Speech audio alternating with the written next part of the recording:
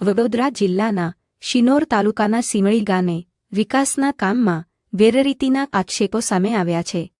પુકસ તરફ ખેતરમાં જવાના રસ્તા પાસે આશરે ₹2,40,000ના ખર્ચે બનાવવામાં આવેલા નાળાની કામગીરી અને ગુણવત્તા સામે ગ્રામજનોએ સવાલો ઉઠાવ્યા છે.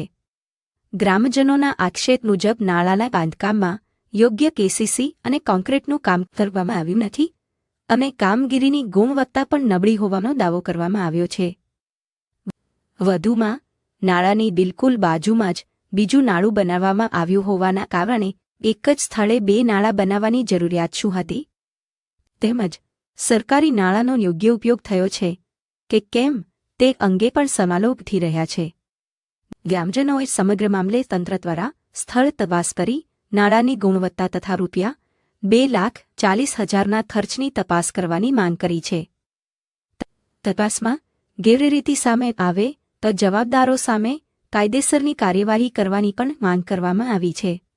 હવે જોવાનું એ રહેશે કે ગ્રામજનોના આક્ષેપો બાદ તંત્ર દ્વારા સ્થળ તપાસ કરી કોઈ નક્કર કાર્યવાહી કરવામાં આવે છે કે નહીં. ખેતર છે અને એની અંદર નાળો મારી જગ્યામાં બનાવેલું છે અને એ પંચાયત એવું કહે છે કે અમે બનાવેલું છે. હવે આ વસ્તુ મેં માપણી કરાવી છે તો મારું ખેતરમાં એ નાળું આવે છે અને એ સદંતરે હું બંધ કરાવ્યું હતું, કામ અટકાવ્યું હતું, તો પણ મને પૂછ્યા વગર એ લોકોએ કામ ચાલુ કરીને નાળું કર્યું છે તે હું એ બંધ કરાવ્યું છે.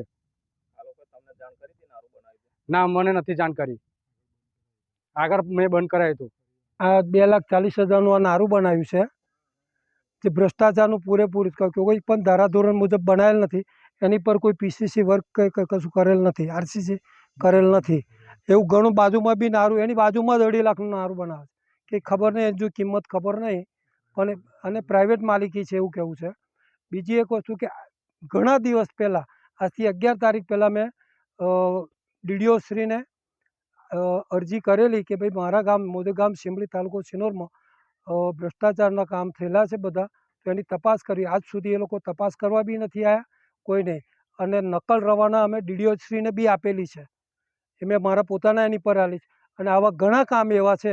હજી પંચાયતમાં તલાવની પાર ઉપર તલાવની પારનું એ કરેલું છે, પ્રોટેક્શન વોલ બનાવી, પણ એ વોલ પણ ધારાધોરણ મુજબ નથી.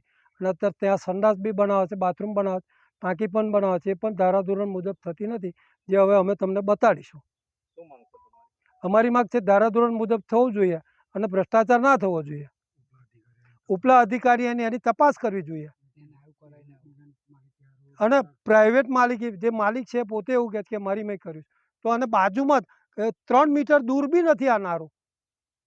તેવા નારા ભ્રષ્ટાચાર કરવાની શું જ્યાં જરૂર છે ત્યાં બનાવો ને. અમારી ગામના અસંખ્ય નારા એવા છે કે જે ધારાધોરણ મુજબ થયા નથી. ટોટલી કામમાં ભ્રષ્ટાચાર છે ને છે જ.